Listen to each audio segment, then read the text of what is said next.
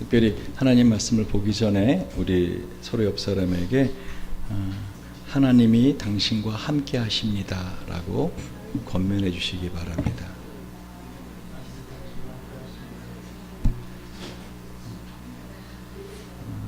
저기 혹시 이 마이크를 설교 그것만 남겨놓고 나머지 다 죽여줄 수 있어요? 속에 파울링이 많이 일어나서 특별히 오늘 지금 북한 평양에서 곧바로 오신 우리 박영원 선교사님 부부 고생 많으셨습니다. 피곤하실 텐데 곧바로 저에게 항상 그래 하시듯이 오셔서 하나님께 예배드리는 그 발걸음 하나님 함께 하실 거라 믿습니다. 특별히 오늘 오래간만에 찾은 우리 태호 형제네 지은이네 가족 또한 주님 이름으로 환영합니다. 자, 오늘 하나님의 말씀은 신명기 32장 우리 9절에서 12절의 말씀입니다. 자, 같이 한번 볼까요? 9절에 12절 시작. 여호와의 분깃은 자기 백성이라 야곱은 그 택하신 기업이로다. 여호와께서 그를 황무지에서 짐승이 부르짖는 광야에서 만나시고 호위하시며 보호하시며 자기 눈동자같이 지키셨도다. 마치 독수리가 그 보금자리를 어지럽게 하며 그 새끼 위에 너풀거리며 그 날개를 펴서 새끼를 받으며 그 날개 위에 그 없는 것 같이 여호와께서 그들을 얻고 하셨고 함께한 다른 신이 없었도다. 아멘.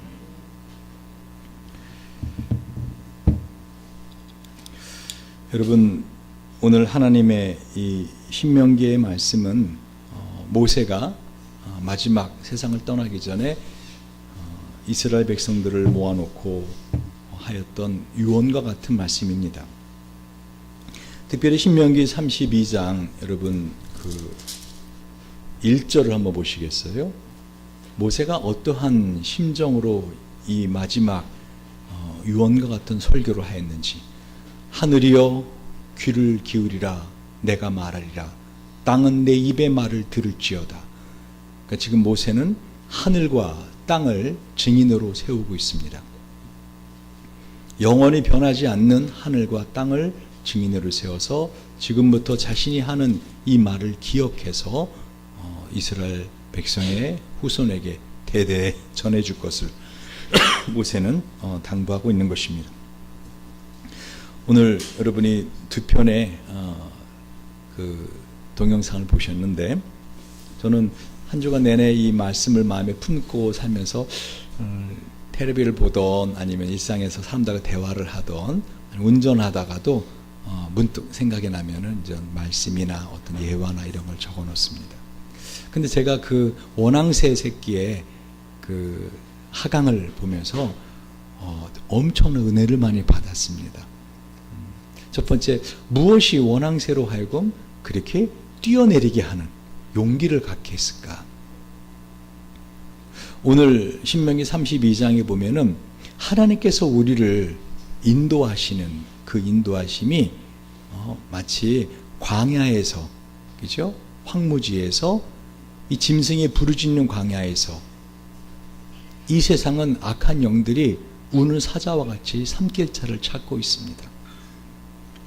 여러분 지금 이 시간에도 병원 응급실에 가시면은 또한 중환자실에 가시면은 정말 고통하는 사람들이 많이 있습니다. 심지어는 제가 전에 정신분열 환자들이 있는 곳에 가서 봤는데 그들은 자신의 몸을 스스로 해하지 못하도록 그 감옥인데 사실은 감옥이죠. 새창살인데 그 새 같은 걸로 하지 않고 이 사람들로 다치지 아니하도록 벽 같은 경우도 이렇게 다 쿠션을 둔 곳에서 그들은 그야말로 어떤 짐승처럼 사육돼 가는 걸 보고 참 나도 이런 곳에 있을 수 있었는데 하는 생각을 했던 적이 있습니다. 여러분 이 세상은 짐승이 부르짖는 광야입니다. 근데 이런 광야에서 하나님은 우리를 어떻게 해요? 만나주시고 우리를 호위해 주시고 보호해 주시고 자기 눈동자같이 지켜주셨다라고 말씀하고 있습니다. 특별히 오늘 원앙새 새끼는 아직 날개도 채 마르지 않았는데, 날개가 크기는커녕 마르지도 않았는데 그렇게 높은 나무 위에서 뛰어내리는 걸 봅니다. 근데 오늘 본문의 신명기 32장 제가 한번 다시 읽어볼게요. 9절부터 12절입니다. 여호와의 분깃은 자기 백성이라 야곱은 그 택하신 기업이로다. 여호와께서 그를 황무지에서 짐승이 부르짖는 광야에서 만나시고 호위하시며 보호하시며 자기 눈동자같이 지키셨도다. 마치 독수리가 그 보금자리를 어지럽게 하며 그 새끼 위에 너풀거리며 그 날개를 펴서 새끼를 받으며 그 날개 위에 그것을 엎는 것 같이 여호와께서 홀로 그들을 인도하셨고 함께한 다른 신이 없었도다. 하나님이 저와 여러분을 하나님의 분깃이라, 하나님의 것이라. 여러분, 학생은 공부가 자기의 기업이죠. 그렇죠? 택시 운전수는 어떻게 해요? 손님들이 기업입니다. 그렇지 않습니까? 만약에 채소 장사를 한다면은, 또는 과일 장사를 한다면은 그 과일 가게가, 채소 가게가 자기의 기업입니다. 온 마음이 거기 가 있지 않겠습니까? 그렇죠? 떡을 파시는 떡집 사장님은 떡집이 자기 기업입니다. 세상에 다른 건 다 안 팔려도 돼요. 떡만 잘 팔리면 돼요. 그래 안 그래요? 그렇죠? 그게 하나님께서 우리를 향하신 마음이라는 거예요. 하나님은 다른 세상 사람 어떤 사람도 별로 관심 없으십니다. 그러니까 나중에 그들이 죽으면 그 영원한 지옥불에 들어가는 거 주님은 어떻게 해요? 하나님이 집어넣는 거 아닙니다. 그들이 스스로 그 발로 들어갑니다. 마치 불을 탁 키면은 어떻게 해요? 이 바퀴벌레들이, 여러분이 바퀴벌레 막 쓸어 넣습니까? 그 어두운 데로 들어가라고? 그냥 불을 탁 키면 밝아지는 순간 바퀴벌레는 어떻게 해요? 어두운 데로 싹 빨려 들어가듯이 사람들은 그 하나님의 거룩하시고 어미한 광채의 심판대 앞에 서는 순간 하나님이 뭐라고 하지 않아도 어떻게 해요? 지옥의 그 컴컴한 데로 다 들어갑니다. 근데 우리는 하나님이 어떻게 해요? 기업이요, 하나님의 택하신 백성이요. 하나님께서 우리를 사랑하시고 이 인생 황무지 광야를 어떻게 보호하시고 지키시는지, 심지어는 독수리가 보금자리를 어지럽게 하고, 왜요? 그 새끼들을 날게 하기 위해서. 새끼들이 둥지에서 뛰어내리면 어떻게 해요? 이 어미새가, 아비새가 어떻게 해요? 새끼를 날개로 받아서 다시 둥지로 올려놓고 또 막 너풀거려서 새끼들로 하여금 둥지에서 뛰어내리도록 하게끔 그것을 반복한다 그러죠. 근데 독수리가 그러는데 저는 원앙새를 보면서 아주 은혜를 받았다 그랬잖아요. 우리 하나님 우리를 얼마나 사랑하시는지 우리가 날개가 자랄 때까지 기다려주세요. 우리 인생에서 어렵고 고통스러운 일을 만나는 것은 사실은 그를 감당할 만한 힘이 우리 안에 있다는 것입니다. 할렐루야. 근데 원앙새 새끼는 어떻게 해요? 인정사정 없잖아요. 그냥 새끼가 아직 날개도 채 자라긴커녕 날개 물기도 마르기 전에 뛰어내리는. 무엇이 그들을 뛰어내리게 하죠? 여러분, 그 새끼새들이 막 점프하는 거 봤습니까? 높은 데서. 뭐가 그들을 뛰어내리게 한 겁니까? 밑에서 엄마의 소리가 들리는 거죠. 뛰어내려라 라고. 너희들 거기 있으면 어떻게 해요? 굶어 죽는다. 내가 다시 너희들 먹이 안 준다. 뛰어내려라. 엄마 너무 높아. 나 어떻게 뛰어내려 여기를. 괜찮다. 뛰어내릴 수 있다. 뛰어내려봐라. 하나도 안 아프다. 뛰어내리면 밑에 쿠션이 있다. 완전히 점프하는 것처럼. 뭐라 그래? 애들 그 텀블링 그거 하는 것처럼 재미있다. 뛰어내려봐라. 새끼들은 그 엄마의 말을 믿고 어떻게 해요? 뛰어내리는 겁니다. 엄마가 밑에서 계속 뭐라고 하지 않아요? 뭐라고 말했을 것 같아요, 여러분? 그런 얘기 하지 않았을까요? 뛰어내리라. 첫째, 너부터 뛰어내려야 둘째가 뛰어내리지 않겠냐? 엄마, 나는 용기가 없어. 그래도 뛰어내리라. 하면서 엄마가 계속 격려하는 겁니다. 첫째가 뛰어내리고, 둘째가 뛰어내리고. 마지막 뭐라 그래요? 마지막 새끼가 다 뛰어내릴 때까지 엄마는 밑에서 어떻게 해요? 안절부절 못하더라. 근데 그 이전에 어미새가 먼저 주변을 살펴보지 않습니까? 혹시라도 그 뛰어내리는 새끼새를 잡아먹을 뱀이라도 있는지, 어떤 위험한 짐승이 있는지, 살쾡이라도 웅크리고 있다가 새끼새를 잡아먹을지 다 살펴보고 어떻게 해요? 엄마가 새끼들 보고 뛰어내리라. 안전하다. 이제 뛰어내릴 시간이다. 여러분, 저는 두 번째 보았던 동영상, 거기 보면 여러분 그 장인이 철을 끊임없이 꺾는 걸 봅니다. 그렇죠. 여러분, 만약에 그 철이 말을 할 수 있고 생각할 수 있다면 뭐라고 말을 했을까요? 해도 너무한 거 아니에요? 왜 이렇게 나를 뜨거운 풀무불 속에 집어넣었다가 또 찬물 껴얹고 거기다가 어떻게 해요? 모르질 망치질 계속 해두고 또 뜨거운 풀무불에 집어넣었다가 찬물 껴얹고 찬물 껴얹어서 좀 살만했더니 또 막 망치 두들겨 패고 또 찬물 껴얹고 하더니 아주 꺾어버리고 또 다시 해도 너무한 거 아니에요? 뭘 만들려고 하시는지 몰라도요, 이만하면 충분하지 않아요? 근데 우리 인생에서 여러분 이런 고백을 할 때가 종종 있지 않습니까?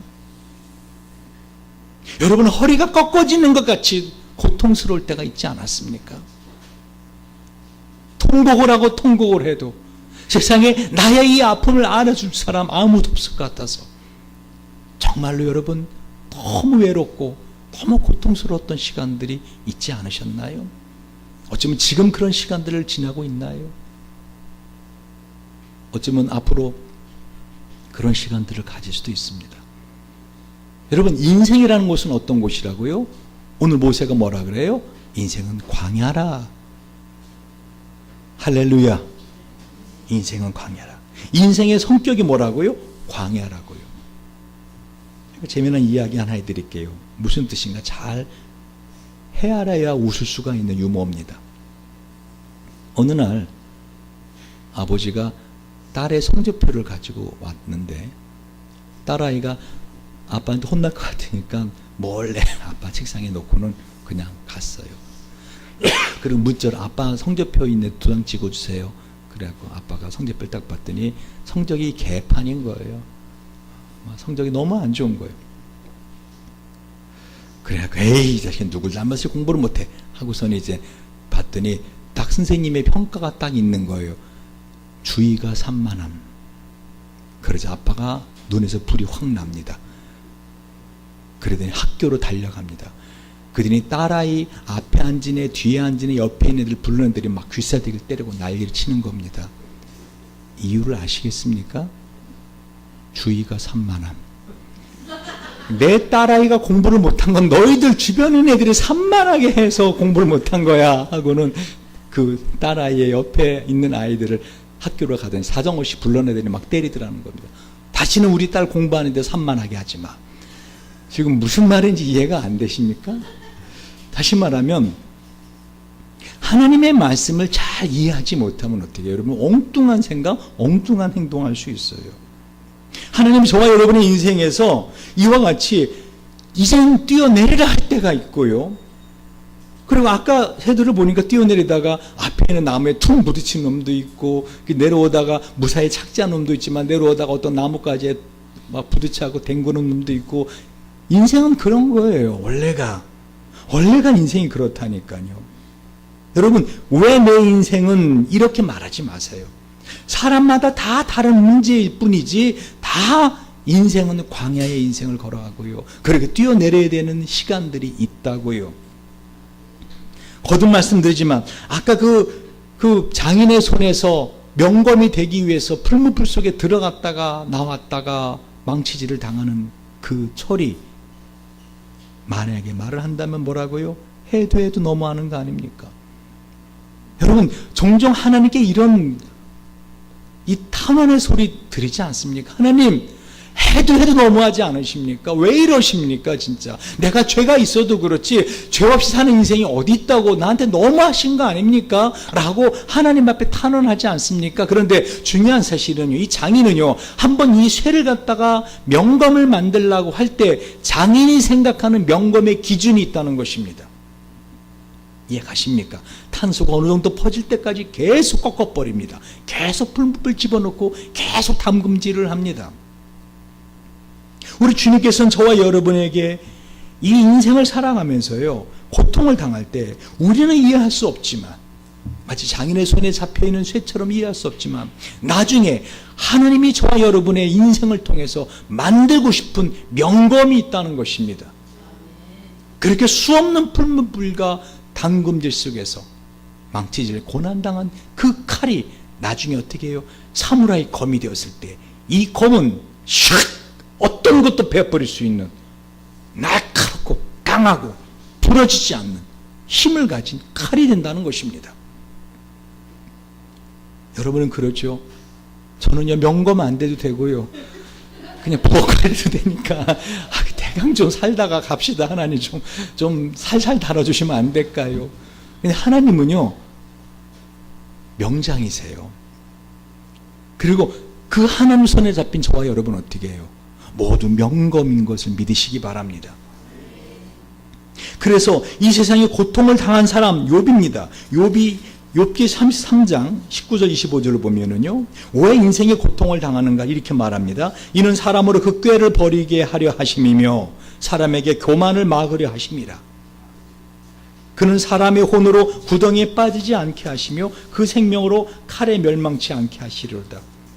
혹시는 사람이 병상의 고통과 뼈가 늘 수심의 징계를 받나니 그의 마음은 식물을 싫어하고 그의 혼은 별미를 싫어하며 그의 살은 파리하여 보이지 아니하고 보이지 않던 뼈가 드러나서 그의 혼이 구덩이에 그의 생명이 멸하는 자에게 가까워지느니라. 그럴 때 만일 일천 천사 가운데 하나가 그 사람의 해석자로 그 사람의 뭐로요?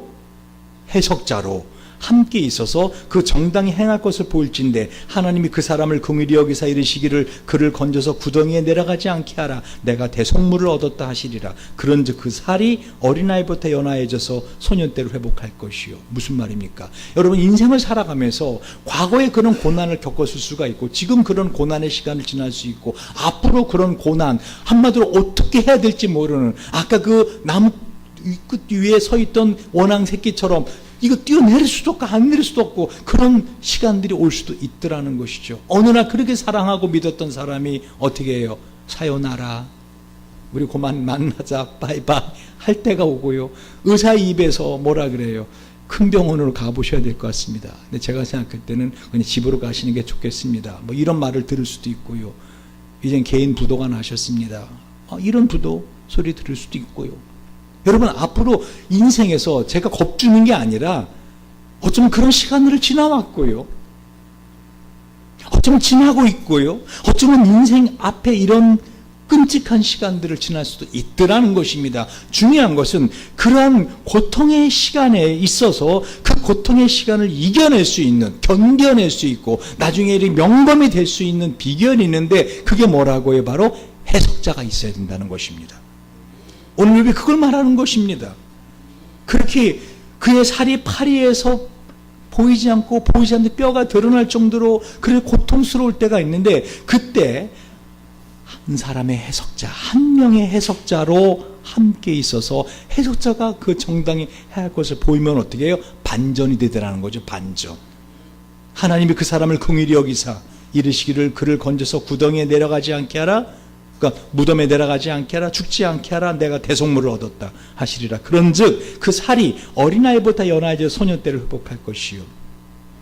제가 여러분에게 인생의 고난을 당할 때 여러분 만약에 과거에 당했다면 그 과거의 상처가 여러분에게 트라우마 한이 되지 않도록 그 지금 이 고난을 당하고 있다면 이 고난을 이겨낼 수 있도록 그리고 앞으로 고난을 당할 때 어떻게 해요? 오늘의 이 말씀이 이 해석이 여러분에게 예방주사가 되기를 주님 이름으로 축원드립니다. 무엇보다 오늘 본문 신명기 32장을 설교했던 모세야말로 정말 평생 광야에서 산 사람입니다. 광야. 여러분 이스라엘 백성이 가나안을 가기 위해서 40년을 헤맸던 곳인데요. 사실은 그들의 지도자였던 모세는 평생을 광야에 살았어요. 목사님 모세는 40살까지 애굽 이집트의 왕자로 궁궐에 살았는데요. 아니요. 제가 볼 때는 그 40년간의 그 궁궐에서의 모세의 인생은 가장 끔찍한 광야였습니다. 왜요? 여러분 출애굽기를 잘 보시면 알겠지만요. 모세가 40년간 그 애굽에 이집트의 왕자로서 살아갈 때 모세의 그 마음은 광야 그 자체였습니다. 출애굽기 2장 11절 12절을 보면은요, 모세가 장성한 후에 한 번은 자기 형제들에게 나가서 그 고역함을 보더니 어떤 애굽 사람이 어떤 히브리 사람 곧 자기 형제를 치는 것을 본지라. 좌우로 살펴 사람이 없음을 보고 그 애굽 사람을 쳐 죽여 모래에 감추니라. 여러분, 심리학에 보면은요, 이 대상관계 이론이라는 것이 있어요.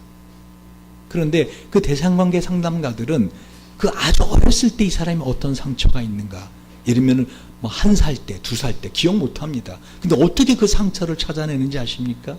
상담가들이 그 사람이 현재 증상이 그때의 아픔의 모든 상처를 말해주고 있어요.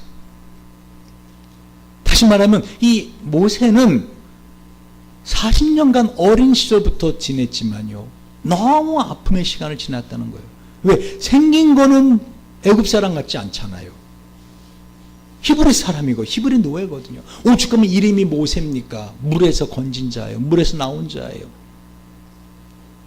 많은 사람이 알았다는 거죠. 저 모세 왕자 옷만 왕자 옷 입지, 저 사람 히브리 노예가 나일강에 버린 거 그렇게 공주가 주워서 키워낸 거야.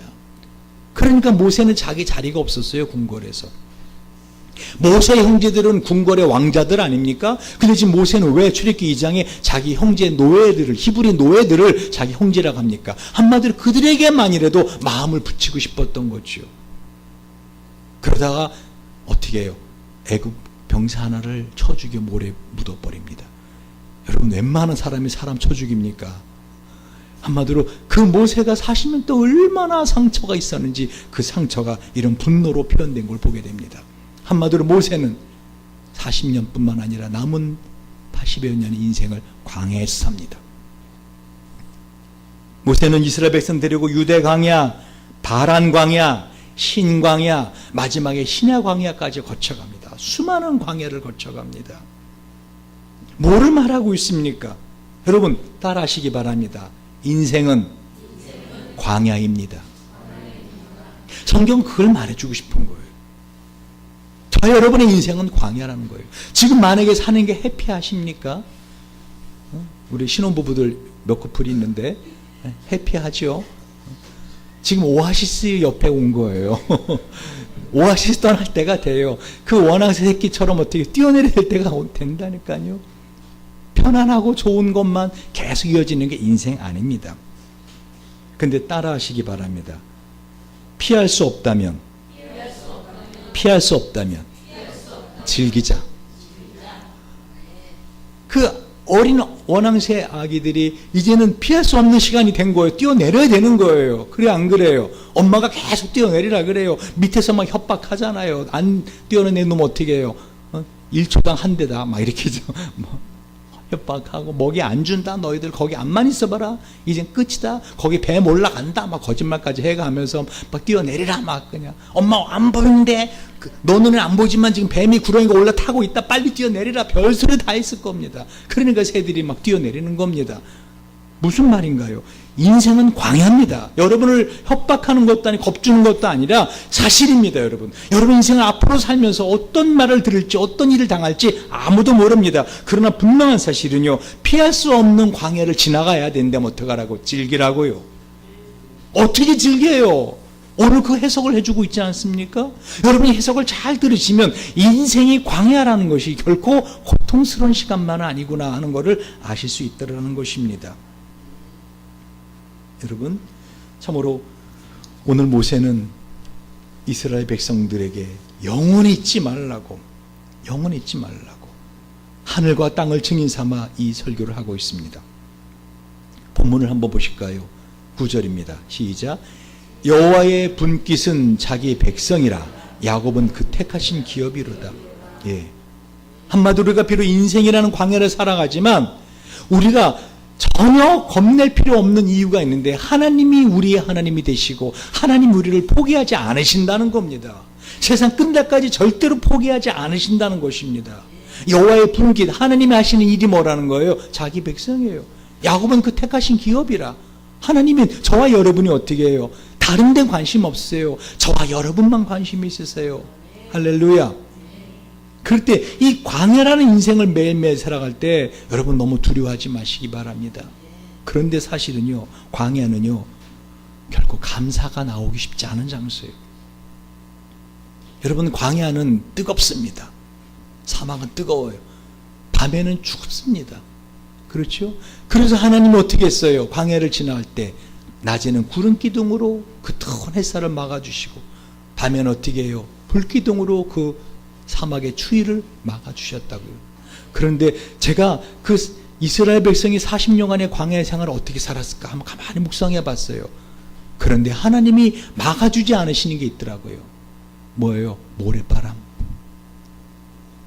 성경에 앞만 봐도 모래바람 막아줬단 말씀 없어요. 근데 사막에는 수시로 모래바람이 불거든요. 여러분, 모래바람이 들이닥칠 때는 어때요? 숨도 못 쉽니다. 그 사막에 달구어진 모래들은 마치 불에 달구어진 바늘들처럼 막 우리의 살갗을 막 따갑게 만든다고요. 숨도 못 쉬게, 숨도 못 쉬게. 내가 만들었던 모든 걸 순식간에 다 묻어버린다고요. 다 쓸어버린다고요. 우리 인생을 살아가면서요, 이 광야에 모래바람 같은 게 불 때가 있더라는 것입니다. 그런데 놀라운 것은요, 그럼에도 불구하고, 따라하세요. 그럼에도 불구하고 하나님께서는 나와 함께 하십니다. 그래서 이 광야의 인생을 지나갈 때 모세가 이렇게 말합니다. 여호와께서 그를 황무지에서, 짐승의 부르짖는 광야에서 만나시고 호위하시고 보호하시고 자기 눈동자가 지키셨도다. 특별히요, 여러분, 하나님을 깊이 만나던 때는 언젠가요? 광야에서입니다. 오아시스가 아니라 광야에서입니다. 여러분의 인생의 어려운 시간을 지날 때 하나님을 만날 수 있는 기회입니다.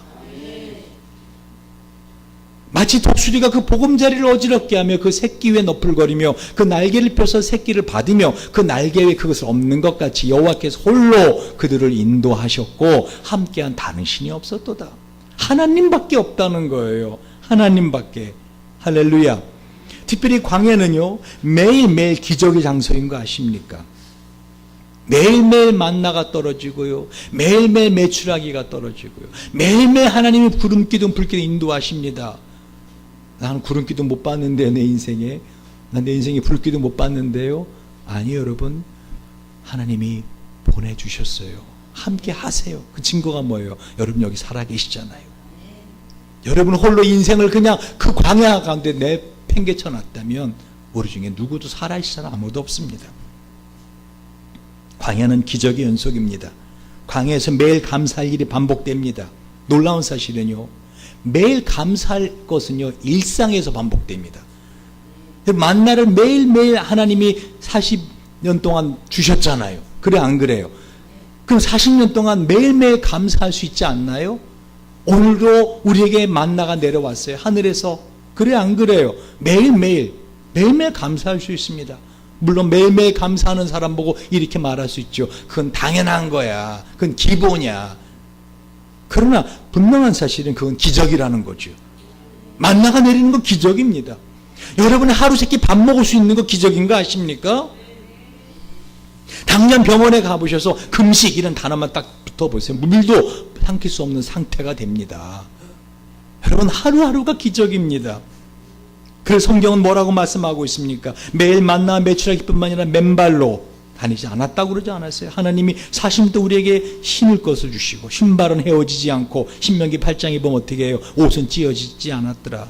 한마디로 여러분, 옷장을 열었더니 갈아입을 옷이 있다는 거, 그건 감사한 겁니다.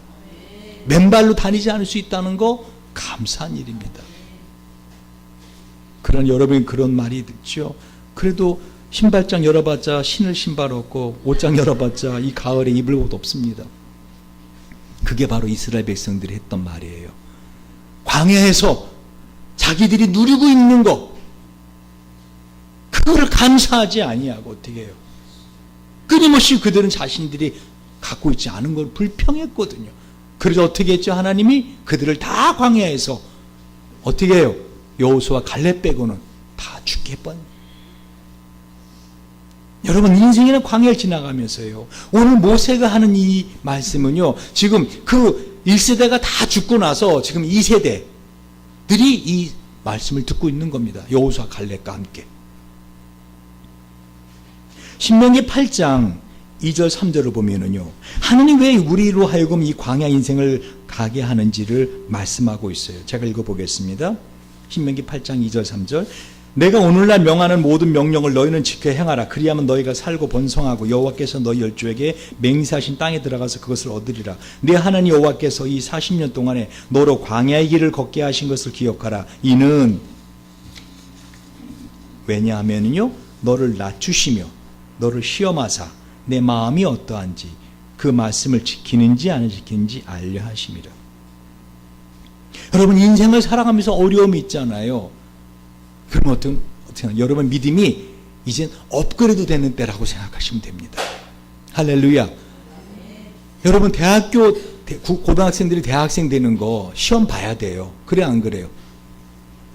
그렇죠. 시험이 고통스러운 거지만 그래도 시험을 볼 수 있는 자격을 가졌다는 건 뭐죠? 이제는 그 레벨이 될 수 있는 기회가 왔다는 거죠. 그래 안 그래요? 여러분, 인생을 살면서 어려움을 당하면 어떡하라고요? 내가 이제 내 믿음이 레벨업 될 수 있는 시간이 되었구나. 근데 지난번에 제가 말씀드렸지만 많은 사람들이요, 이 광야 인생길에서 그 믿음을 얻기보다는 오히려 돈을 얻기를 원하죠. 오히려 돈을 얻으려면 어떻게 해요?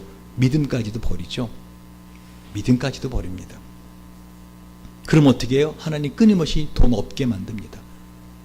왜요? 돈이라는 게 뭐라고요? 돌아버리게 하는 게 돈이거든요. 그래서 돈만 추구하면 어떻게 돈 사람 된다 그랬잖아요. 우리는 평생을 살아가면서 이 너무나 명백한 성경에서 보여주는 이 사실을 잊지 말아야 되는 것입니다. 즉, 하나님께서는 우리에게 이 광야 인생길을 가게 하는 이유를 분명히 말하는데요, 욥기 23장 10절에 욥은 그 이유를 분명히 이렇게 말하고 있습니다. 나의 가는 길을 오직 그가 아시나니 그가 나를 단련하신 후에는 내가 정금같이 나오리라. 아멘.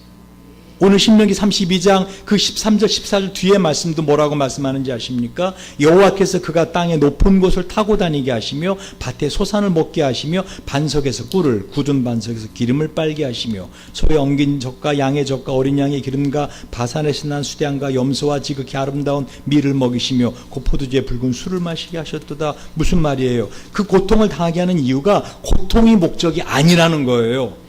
높은 곳을 다니게 하려고 우리로 광야의 시간을 지나가게 하시더라는 것이죠.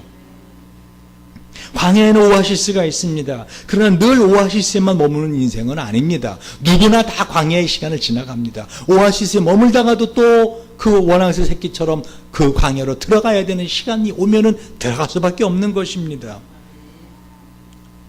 특별히 오늘 본문의 모세가 이와 같이 이스라엘 백성들에게 이 광야 인생길을 가면서 이와 같이 용기를 가지고 너 홀로 사는 인생 아니야. 엄마가 밑에서 지켜봐주고 있어. 엄마가 장담하건대 너 안 떨어져. 너 떨어져 죽지 않아. 이해가십니까? 너 떨어져 죽지 않아. 다치지 않아. 엄마가 다 확인해 놨어. 뛰어내려. 엄마만 믿고 뛰어내려. 여러분, 원한 새끼들 중에서 안 뛰어내리는 놈이 있나요? 없나요? 다 뛰어내리지 않아요? 어떻게 원한새 새끼보다 못합니까? 하나님의 말씀을 좀 믿으라고요. 아멘. 할렐루야. 아멘. 할렐루야. 아멘. 엄마만 믿어. 그럼 위에서 어떻게 해? 아멘 아멘 하고 안 뛰어내려요. 믿으라니까요. 믿으면 어떻게 돼요? 그 광야 인생길에서 뛰어내리면 어떻게 해요? 하나님이 어떻게 하신다 그랬어요? 원앙새는 그냥 뛰어내리게 하지만 하나님은 독수리처럼 어떻게 해요? 우리를 날개로 받쳐주신다 그랬잖아요. 할렐루야. 믿음을 가지시라고요. 어려움이 닥쳐오면 제발 그 어려움 앞에서 고만 덜덜 떨라고요. 마귀가 히득히득거리고 웃는 거 보이지도 않으세요? 들리지 않으세요? 저 다시 또 겁먹기 시작했다. 저것도 염려하기 시작한다. 저것도 누구 찾아갈까 이번에? 사람 찾아가봤자 소용없는 거 아십니까?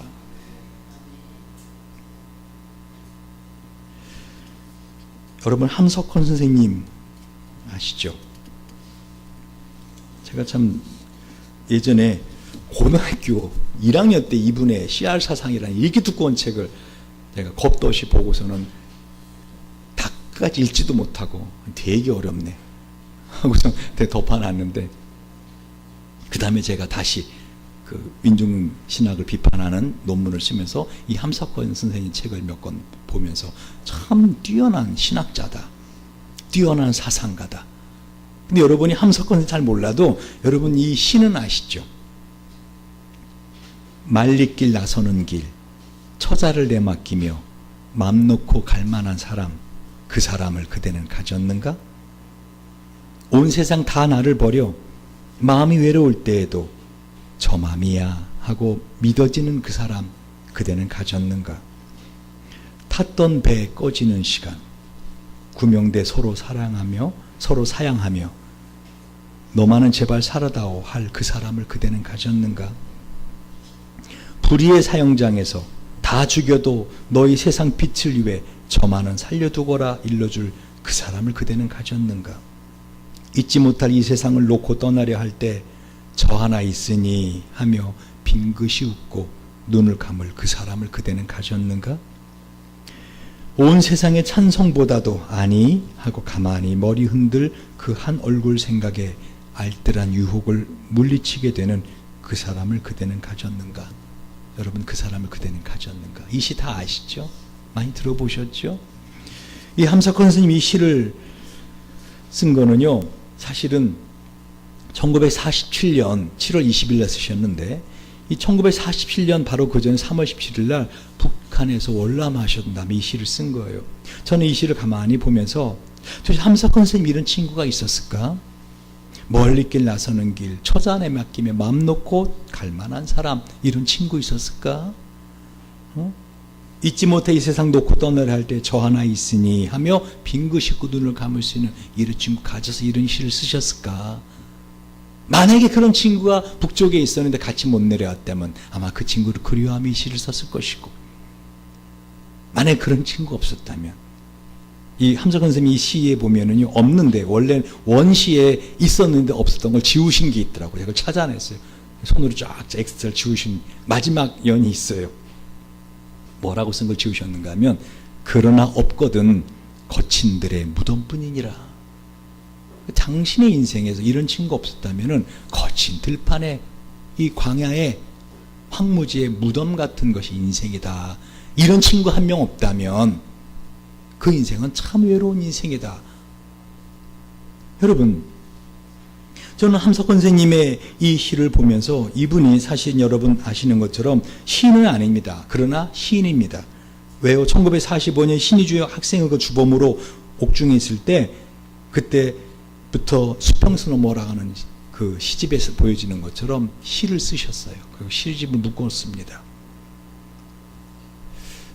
특별히 박정희 대통령의 그런 독재에 반대해서 민주화 운동으로 끊임없이 민주화의 그 혁명가로, 운동으로 평생을 사신 분입니다. 그래서 이분이 주장했던 것 중에 하나는, 한마디로 말하면 생각 없이 살아가는 백성, 그런 백성 되지 마라 하고서는 생각하는 백성이라야 산다 하고, 한국 기독교는 이 독재 정권에 어떻게 해야 되는가, 이런 글을 쓰시고 책을 내시고 이러신 분이세요. 제가 왜 함석헌 선생님의 이 시로 지금 설교의 마무리를 하려고 슬슬 들어가는가 생각을 하시며 들어보시라는 겁니다. 함석헌 선생님 말씀하신 이 친구가 누구였을까? 예수예요. 제가 볼 땐 예수더라고요. 여러분, 주보에 오늘 제가 그대는 골방을 가졌는가, 여러분 제목도 비슷하지 않아요? 이죠? 그대는 골방을 가졌는가, 그대는 그 사람을 가졌는가. 시 제목이 비슷하지 않아요? 그 시를 한번 보세요. 결국은 그런 친구는 세상에 예수밖에 없다는 거예요. 함석헌 선생님이 하신 말씀은. 한번 눈으로 따라오시겠어요? 여러분 주보에 있으니까. 그대는 골방을 가졌는가, 이 세상에 소리가 들리지 않는, 이 세상에 냄새가 들어오지 않는 은밀한 골방을 그대는 가졌는가? 그대는 님 맞으려 어디 갔던가? 내 거리던가? 님은 티끌을 싫어해 내 거리로는 아니오시네. 그대는 님 어디다 영접하려나? 화려한 응접실인가? 님은 손노릇을 좋아하나? 응접실에 아니오시네. 님은 부끄러움이 많으신 님, 님이 보는 줄 아시면 얼굴을 붉히고 고개를 숙여 말씀을 아니하신다네. 님은 씨앗이 강하신 님, 시기심이죠. 다른 친구 또 있는 줄 아시면 애를 태우고 눈물 흘려 노여워 도망하신다네. 님은 은밀한 곳에만 오시는 지극한 님, 사람 안 보는 그윽한 곳에서 귀에다 입을 대고 있는 말을 다 하시며 목을 끌어안고 입을 맞추자 하신다네. 그대는 님이 좋아하시는 골방 어디다 차리려나? 깊은 산엔가 거친 들엔가 컴컴한 지붕 밑엔가 또 그렇지 않으면 지하실엔가? 님이 좋아하시는 골방, 깊은 산도 아니요 거친 들도 아니요 지붕 밑도 지하실도 아니요 오직 그대 마음 은밀한 속에 있네. 그대 마음의 내문 일일이 닫고 세상 소리와 냄새 다 끊어버린 후 맑은 등잔 하나 가만히 밝혀만 두면 극진하신 님의 꿀같은 속삭임을 들을 수 있네. 여러분, 말씀을 정리합니다. 모세는 자신의 인생을 마감하면서